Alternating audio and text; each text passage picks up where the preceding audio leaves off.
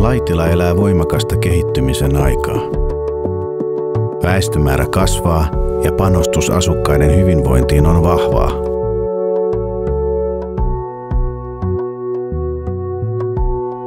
Laitilassa toimii noin 600 yritystä, joista pääosa sijoittuu PK-sektorille.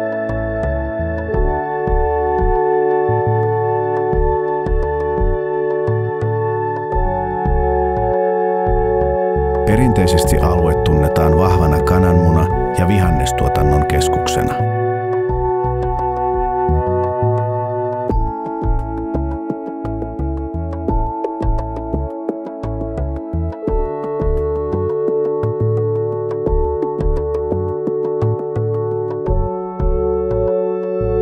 Metalliteollisuuden toimijat ovat muodostaneet alueelle vahvan teknologiayhteisön, jonka tuotannosta valtaosa menee vientiin.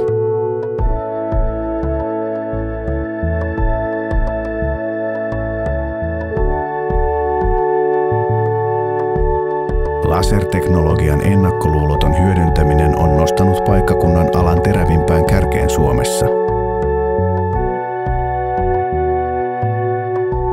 Keskeinen sijainti valtateiden risteyksessä mahdollistaa työntekijöiden vaivattoman liikkumisen ja tavaraliikenteen sujuvan siirtymisen paikasta toiseen.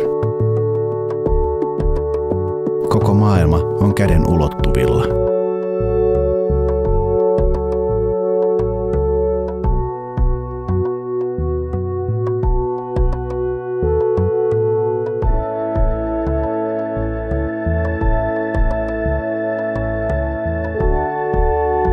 Elävä yritysverkosto on muokannut maaperän otolliseksi Laitilaan sijoittumiselle. Seudun laaja-alainen ja erikoistunut yritysrakenne mahdollistaa elinvoimaisen ja kasvavan teollisuussektorin.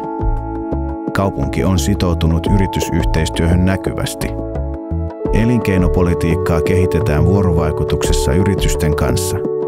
Tavoitteena on edistää ja vahvistaa olemassa olevien yritysten toimintaedellytyksiä.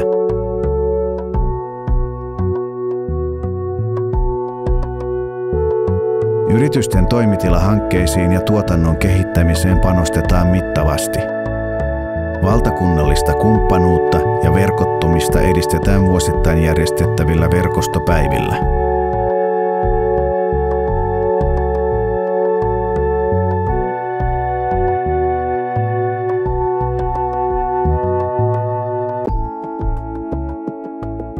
Tämän hetken kärkihanke on Kasitien yrityspuisto.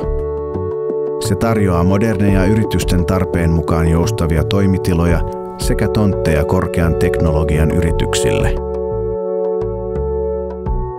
Yrityspuisto avaa mahdollisuudet kehittyvään ja kasvavaan yritystoimintaan osana menestyvää teknologiayhteisöä. Alueella toimii jo nyt merkittävä laserteknologiakeskittymä.